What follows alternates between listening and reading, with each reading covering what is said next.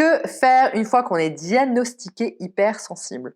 Bonjour, j'espère que vous allez bien. Aujourd'hui, je voulais absolument vous parler de qu'est-ce qui se passe une fois que vous savez qu'on est hypersensible, une fois qu'on est diagnostiqué hypersensible. Avant de poursuivre, n'oubliez pas, dans la barre de commentaires, vous allez trouver le tout nouveau questionnaire que j'ai créé afin de recevoir votre bilan personnalisé. Il vous suffit simplement de cliquer dessus et de répondre aux quelques questions. Hello, bonjour à tous. Pour ceux qui ne me connaissent pas, je me présente. Je suis Déborah Chapelle, votre coach multipotentiel émotionnel depuis 2018. J'accompagne les personnes hypersensibles justement à trouver leur pouvoir d'hypersensible et à assumer ça et à devenir leur meilleure version d'eux-mêmes. Avant de poursuivre, n'oubliez pas, je vous invite à vous abonner à la chaîne Le Pouvoir des Hypersensibles afin de recevoir toutes mes vidéos et ne pas en louper une seule directement sur votre boîte mail. Que faire après qu'on ait été diagnostiqué hypersensible? En fait, ce que j'ai remarqué, c'est que quand je rencontre des coachés, ils viennent pas forcément me voir, oui, pour leur hypersensibilité, mais souvent parce que voilà, ça va être des personnes un peu perdues professionnellement parlant, donc du coup, ils essayent de trouver leur voie, etc. Et bon, vous savez, il y a un moment donné, on attire finalement ce qu'on est et ce qui nous ressemble. Donc la plupart sont hypersensibles. Et quand je les interroge, quand on met en place en fait en gros le bilan personnalisé et que voilà, je propose derrière mon accompagnement, il se passe toujours une phase de qu'est-ce qui se passe, et est-ce que c'est possible d'être diagnostiqué finalement hypersensible. Donc la première chose qu'il faut se dire, c'est il n'y a pas de test. En fait, il n'y a pas de test officiel sur l'hypersensibilité. Je vous ai déjà expliqué, mais je vais le rappeler parce que c'est vraiment important. L'hypersensibilité ne se mesure pas. Vous doutez bien qu'il ne peut pas y avoir une machine où on mesure votre sensibilité, quoi. Enfin, ça n'a pas de sens. L'hypersensibilité, c'est vraiment un mode de fonctionnement. Donc les seuls, à la rigueur, tests, questionnaires qui peuvent vous aider à savoir si vous êtes hypersensible ou non, je vous les mets dans le lien de la vidéo. Donc c'est le test d'Hélène Aron et je vous en mets un autre d'une autre personne qui fait partie de l'Observatoire de l'hypersensible. Donc vraiment, il n'y a que ces deux tests-là qui n'ont rien d'officiel, mais qui ont été créés par contre par la pionnière de l'hypersensibilité, à savoir Hélène Aron. Donc si jusqu'ici la vidéo vous plaît, pensez à me mettre un like si le format vous plaît, si le thème vous plaît, pour que je puisse vous en proposer tout simplement d'autres.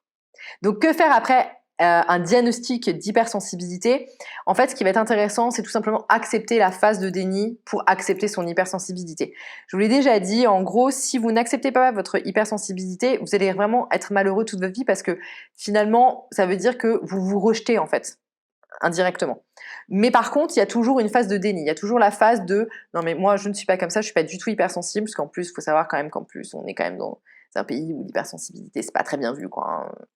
T'es trop ceci, t'es pas assez cela, tu pleures tôt, t'es trop sensible, t'es trop ceci, t'es trop cela, on ne montre pas ses émotions. Donc forcément, il y a une phase de déni qui arrive, mais dites-vous que cette phase de déni, elle est nécessaire pour pouvoir accepter votre hypersensibilité. Donc vraiment, ne passez pas au-dessus comme si c'était pas important. Acceptez cette phase-là, accueillez-la. Qu'est-ce qui se passe? Pourquoi finalement vous êtes dans le déni?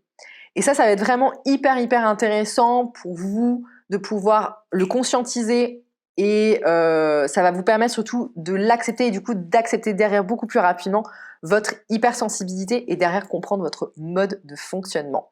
Dites-moi en barre de commentaires, voilà, si ça vous est déjà arrivé, déjà si ça vous est arrivé cette phase de déni ou si vous êtes en plein dedans, qu'est-ce qui se passe là intérieurement parlant, qu'est-ce qui s'est passé intérieurement parlant quand vous étiez en phase de déni. Juste au-dessus, je vous mets la vidéo comment je vis l'annonce de mon hypersensibilité où justement je vous fais part de ma phase de déni et après d'une autre phase que je vous laisse découvrir dans la vidéo. Donc que faire après avoir été diagnostiqué hypersensible? Moi ce que je vais vous proposer, c'est tout simplement de télécharger mon guide Manifestation hypersensibilité où je vous donne quand même 2-3 points précis sur ce qu'est l'hypersensibilité et comment comprendre son mode de fonctionnement. Si vous voulez aller plus loin, si vous souhaitez recevoir votre bilan personnalisé, donc le bilan personnalisé, c'est quoi? C'est qu'en fait, vous allez avoir vraiment un retour très précis sur votre façon de fonctionner. Vous allez pouvoir répondre aussi à vos problématiques bien personnelles, à savoir aussi comment vous réagissez dans les différentes émotions de base et savoir comment vous les exprimez. Et bien pour ça, il suffit simplement de cliquer sur le sondage, sur le questionnaire, tout nouveau questionnaire que j'ai créé. Cliquez dessus et répondez à ces quelques questions. Donc comment diagnostiquer son hypersensibilité? Déjà, c'est comprendre que l'hypersensibilité ne se diagnostique pas puisqu'il n'y a pas de test officiel. Cependant, Hélène Aron, donc la pionnière sur les études du fonctionnement hypersensible, du fonctionnement hautement sensible, a mis en place un questionnaire qui va peut-être pouvoir vous aider. Donc je vous mets ça en commentaire. Et ensuite, la deuxième chose, c'est vraiment de prendre conscience que vous aurez forcément une phase de déni. Et pour cette phase de déni, il va falloir vraiment l'accepter et l'accueillir. Et donc, qu'est-ce qui se passe en vous? Qu'est-ce que ça vient chercher chez vous? Pourquoi vous êtes dans le déni? Etc. etc. Et une fois que vous avez passé cette phase-là, vous êtes dans l'acceptation de votre hypersensibilité. Et du coup, vous allez pouvoir mieux vous comprendre. Pourquoi c'est important en fait d'accepter son hypersensibilité? Parce qu'en acceptant votre hypersensibilité, vous allez vous comprendre et vous allez arrêter de vous isoler.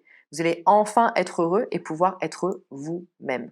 Voilà, j'espère que cette vidéo vous a plu. Je vous dis à très bientôt pour une prochaine vidéo autour peut-être des objectifs ou autour de l'estime de soi. En tout cas, toujours en lien avec l'hypersensibilité. Je vous souhaite une excellente journée et je vous dis à très vite. Ciao!